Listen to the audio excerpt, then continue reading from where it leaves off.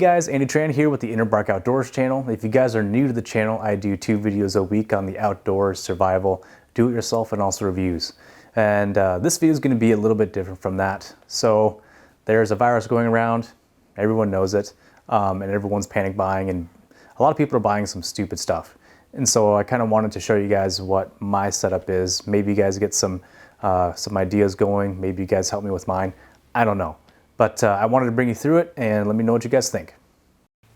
So one of the things that we decided to do early on was set up the dog crates so that they were kind of dog care modules. And so these are the Orion Kennels.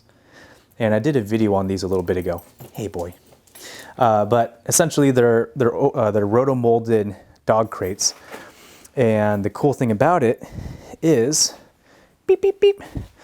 On the sides here, you have these kind of molly panels. And so this side's clean, but the other side we have, on the other side we have pouches for water bottles, food, medical supplies, things like that. So things that can sustain a dog for about 3 days or so can be found in these crates. And the dogs love them. It's kind of like his little safety den. Zip! Kind of a safety den. He likes it, and also when we're transporting, it's a safe way to keep the dogs. It's kind of like a seatbelt for him. And so Zip has one, as well as Brindy. And part of having the whole dog crate setup is also we have these 35-pound capacity dog totes. And so they have an O-ring on the inside, so once you seal it down, it's airtight, watertight, things like that. So one 35-pound bag fits in this, and we have 6 bags that we have here at the house, and we just buy them in bulk because when they go on sale, there's a really good price on them, and so we just do it that way. A while back ago, when I was doing a lot of reloading in the winter, or I guess I still do a lot of reloading in the winter, I went to Tractor Supply and I got this Mr. Heater. And so this heater was originally designed for those little 5-pound propane tanks. You can put one on the left side, one on the right side, and then it's a catalytic heater, so it's a lot more efficient. You can also put batteries in it, so there's a little blower that actually makes convection heat. And so I got one of those, and I also got this little attachment so you can put a hose into the inlet and then run it on the big 25-pound or 50-pound tanks. And so you can run this thing a long time on one standard barbecue-sized propane tank. And so this is something that I use in the garage, and you can use it indoors as long as you don't go to sleep. So these things are awesome. I also used one in the cabin, or I used the same one in the cabin before we got the wood stove fired up, and this thing was able to really knock down a lot of that cold. If I was a city cop, I guess I'd make a lot of money and have really awesome like freeze-dried stuff, but I make deputy pay. And so what we did, the wife and I, we went out to Winco, and Winco's really great if you want bulk food, you know, either through those like little tiny like dispensers or getting them in these like 25-pound bags. But we found out that these 25-pound bags fit perfectly in these 4-gallon food grade buckets. And so these bags range anywhere between about $17 to like $25 is about the top price for it, depending on what type of food you're getting. But we got rice, we got flour, we got beans, and we also got this 25-pound bag of salt. So we got a whole bunch of like bulk cooking items, things that, you know, you'll be able to, you know, fuse together and make things down the road. And so really it is just like, it's bulk calories. So you're not going to get all the nutritional stuff that you get from vegetables and things, but it's a really good place to start. And for about $100, this can really go a long way. And what we did with these, because these buckets are awesome, they got these gaskets in there that keep the air out. Winco also has these oxygen absorbers that are pretty rock and roll. So you throw about 5 or 6 of these into each one of these containers. We mark the top of the containers with what it is and the date that we sealed it, and then you're pretty ready to rock and roll. We sourced these buckets from some dude on Craigslist. He, I guess, is like a bucket dealer, And so we got these for about $4 a piece, including the lids. And so, yeah, I mean, it's a great way to store a lot of stuff. Because they're squared, there's a lot more space savings than, you know, if you have the round one, then there's a lot more gap in between them. So this is a good way to store that stuff. So we got about a 2-week supply from My Patriot Supply as kind of like a test run. They had this deal where they had like a guarantee that you'd get your stuff in about 2 days. With all the buying and how busy they've been, you know, they've probably increased their volume by 1,000%. And that's not an exaggeration. So it's probably closer to 2 weeks to get your stuff now. But, you know, we got like a 2-week supply, and you get like a whole bunch of different stuff between freeze-dried and regular dried food. They're pretty well sealed, and everything has oxygen absorbers in it, so it's going to last a long time. The tote itself does come with it, but it's just a really nice compact way. Everything's compartmentalized, so you really just open up what you need, and that's also a good way to start. And this fits really nicely in like a small compact car, so you don't have to have these huge big old buckets. So it wouldn't be an InnerBark outdoor video without rope. So we have a long length of climbing rope here, and this stuff is the dynamic stuff, so there's a little bit of stretch to it. And so you name it. If you need to build a shelter, need to tie something down, tie it down, need to pull something out of the road, you got that too. So with the rope, you can choose any number of, you know, shackles, pulleys, things like that to help you out. Before the last winter, so about 1.5 years ago-ish, I went out and did some research on some generators, some of those quiet ones. And so really it came down to either like the high-end expensive Hondas or the ones from Harbor Freight. And so based on my budget and comparisons I saw in videos, I decided to go with the Predator 3500. It's pretty darn similar to the Honda ones.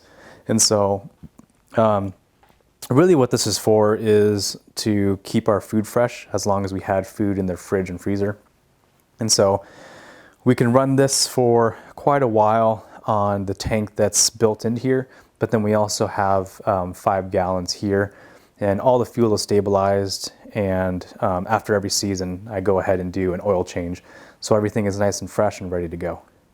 Also in terms of fuel, we also have an extra 5 gallon and a second 5 gallon of diesel because my truck takes diesel. So that extends my range on my truck another about 200 miles. Some people in parts of the country won't really have to worry about this, but here we have lots of trees. And so to be more self-sufficient and also not tax, you know, the utility workers and road construction guys or the road crew guys, we have a chainsaw, because trees going down all over the place is something that, you know, when I'm working the road, we get calls about it all the time, especially during, you know, a windstorm or a snowstorm or a heavy rain. So having your own chainsaw, having the proper PPE to run it, and then having plenty of fuel, bar oil, and all that stuff is a really good idea. So here we have 10 gallons of straight drinking water. And so this is kind of just to get the party started. We have a rain collection system at home as well as at the cabin. And at the house we have, what was it, about 350 gallons. And so we can filter that out and rock and roll with that pretty easily. We even have pumps and everything like that, so it can be pressurized through the house. And so we have that here, and then at the cabin we have 1,100 gallons. And so water is not an issue with us. In terms of cleaning stuff, our main staple is going to be Clorox, because it kills pretty much everything. And then there's a whole bunch of cleaning stuff you can do around the house as well. And no one can tell me they've had a rough life unless you can name your favorite top ramen flavor. Mine happens to be shrimp. What's yours? Comment down below. And so at my house we obviously have a lot of flashlights. This is the special edition OD green. Badass if you ever were looking for one. But we have a small solar panel, one of those foldable ones that are portable, shove it in your backpack. But with the high output that the new solar panels have these days, you can easily charge this thing up in a full day sun, and then you're ready to rock for another night. So we have several of these, and we also have them mounted on the outside of the go bags. And so this is the wife's go bag, and it has stuff that will not last you, a whole year, but it'll last you long enough for you to get to either home or some sort of rally point, which is predetermined. And so it's got everything from shelter, water collection, purifying, self-defense, tools, things like that. Really just the essentials. You won't be comfortable, but you'll be alive if you use everything properly. And so for home protection, we have a safe, and we have stuff in the safe, and then we have stuff to feed the stuff. And then the wife and I, we both have concealable soft armor, and then also external rifle protection as well. And this isn't really stuff that we bought specifically for a bug out. I actually use this stuff for work. And then, through the years, I've upgraded myself and then used my hand-me-downs for personal use. And so, you kind of invest in your own protection when you're at work, and then you can use it later on down the road, so long as things are not, like the plates aren't cracked or anything like that. We found this cool box at Goodwill, and it's kind of like those hardened cases, but we have several of them for, for storing food, clothing, and stuff like that when we throw everything into the truck, because they're hard cases, so they stack nicely, and also they protect everything from the elements and bumps and things like that from the road. But we found the small box, and we kind of use this specifically for contamination mitigation. And so we have kind of like the military stuff for chemical and biological stuff. We've got Tyvek suits that fit both me and the wife.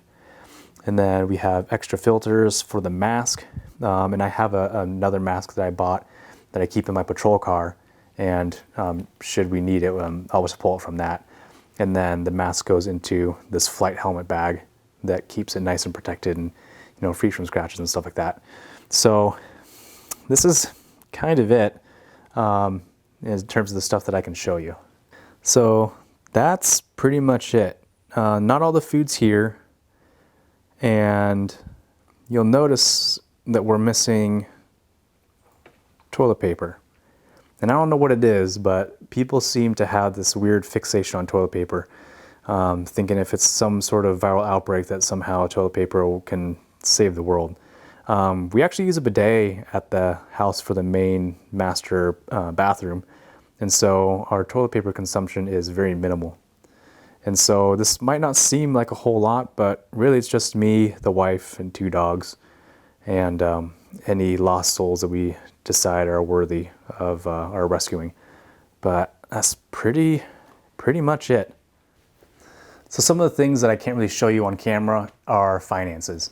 And so I've been on the Dave Ramsey plan since I was 19 years old, and I've accumulated over quite a while 3 to 6 months of expenses. I didn't really think that the outside forces would really impact it. I did it more for like if I got hurt or if the wife got hurt and one of us couldn't work for a while, then we would have something to bring us over.